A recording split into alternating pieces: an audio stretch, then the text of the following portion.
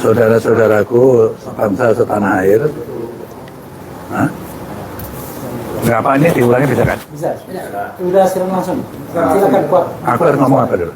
Silakan langsung ini. Sudah silakan langsung. Oh, iya, oke. Monggo. Oke, assalamualaikum warahmatullahi wabarakatuh. Waalaikumsalam warahmatullahi wabarakatuh. Saudara-saudara sekalian, juga saudara seperjuangan setanah air. Kami dari Forum FKP3, Forum Komunikasi Purnawirawan untuk Persatuan dan Pembaharuan. Ya. Terdiri dari ratusan orang, tetapi perwira tingginya kurang lebih hampir 200 orang. Pada hari ini kita konsolidasi di rumah kediaman saya, ya. Lebih tepat lagi di Museum Bang Yos, ya. Untuk menyikapi situasi dan perkembangan terakhir di tanah air, khususnya pasca pemilu tanggal 14 Februari 2024. Ya. Nah, apa yang kita hasilkan pada konsolidasi ini nanti akan dibacakan oleh Jenderal Purnawirawan Fahru Rozi, mantan Menteri Agama. Saya persilakan. Pernyataan FKP 3 Forum Komunikasi Purnawirawan TNI Polri untuk Perubahan dan Persatuan dalam menyikapi Pemilu Presiden 14 Februari 2024. Assalamualaikum warahmatullahi wabarakatuh. Salam sejahtera untuk kita semua. Sehubungan telah terlaksananya tahap pencoblosan dalam Pemilu Presiden 14 Februari 2024, FKP 3 menyampaikan hormat kepada seluruh rakyat Indonesia yang telah berpartisipasi dalam pemilu tersebut dengan penuh rasa tanggung jawab. Kami sampaikan juga hormat kepada jajaran pemerintah pusat, pemerintah daerah, KPU, Bawaslu, dan seluruh aparat keamanan yang telah melaksanakan tugasnya dalam pelanggaran pemilu presiden di seluruh wilayah Indonesia dan di perwakilan luar negeri dengan beberapa catatan yang sangat perlu menjadi perhatian. Menyikapi perhitungan suara pemilu, kami sampaikan hal-hal sebagai berikut. 1. Kami akan menerima hasil perhitungan suara yang nyata atau real count yang diperoleh dari pemilu yang jujur dan adil.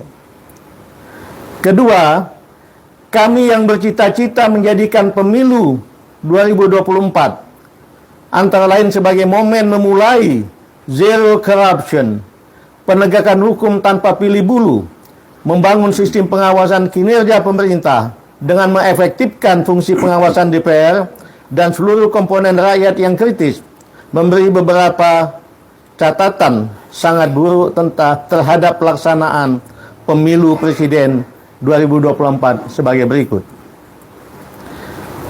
Pertama, presiden yang nyata-nyata bersikap cawe-cawe terhadap pelanggaran pemilu 2024 dengan mengerahkan aparat pemerintah mendukung pemenangan paslon 02 sangat menodai demokrasi di Indonesia.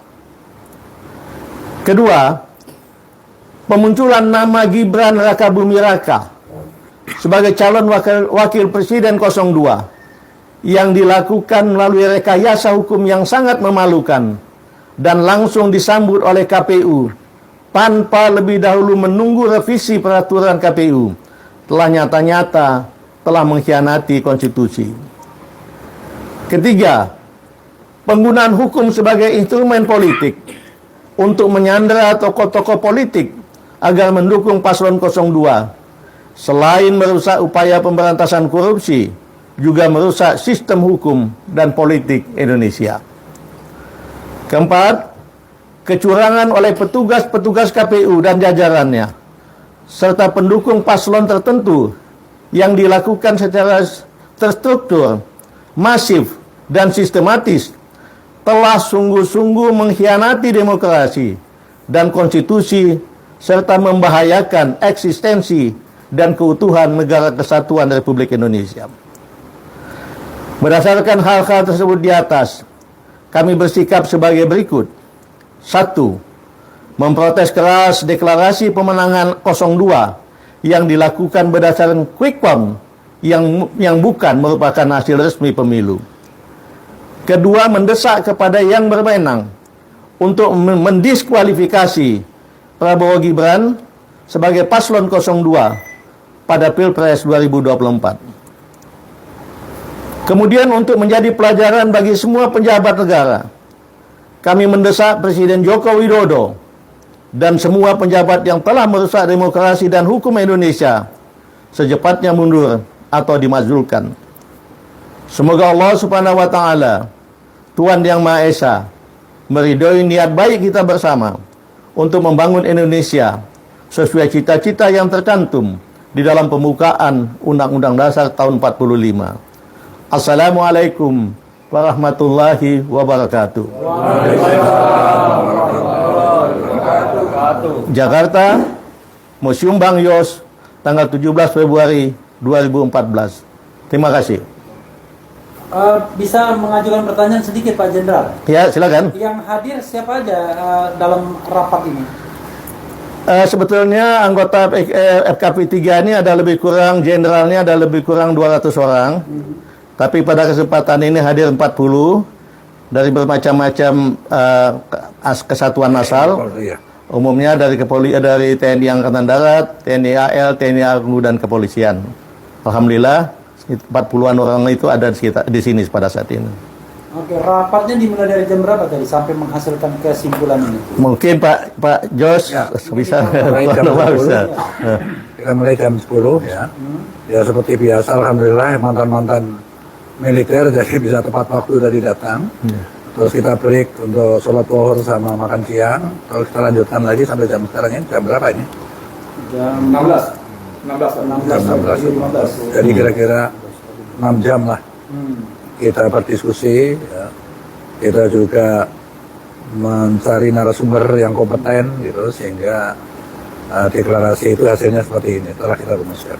Bang Yos, ada dua atau mungkin Pak Jenderal Farmazi ada dua poin yang sangat strong, yaitu diskualifikasi terhadap Prabowo Gibran, dan yang kedua adalah atau mundur atau dimaksudkan Presiden Jokowi. Ya. Landasan berpikirnya gimana? Ya, sebagaimana yang tadi kami sampaikan, cawe-cawe Bapak Jokowi ini sudah menyalahi konstitusi dan sangat berbahaya bagi bangsa ini ke depan.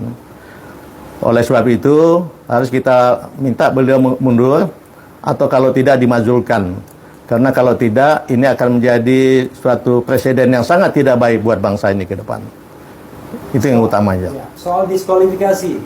Nah, diskualifikasi paslon 02, kita lihat sengaja bahwa beliau ini selain telah di kecurangan banyak, beliau berdua ini pasangan ini sangat menikmati dari kecurangan itu dan melakukan selebrasi kemenangan berdasarkan quick count, dan itu sangat merusak pemikiran penalaran dari rakyat banyak, seolah-olah itu sebagai sebuah hal yang resmi formal, padahal itu hanya berupa quick count.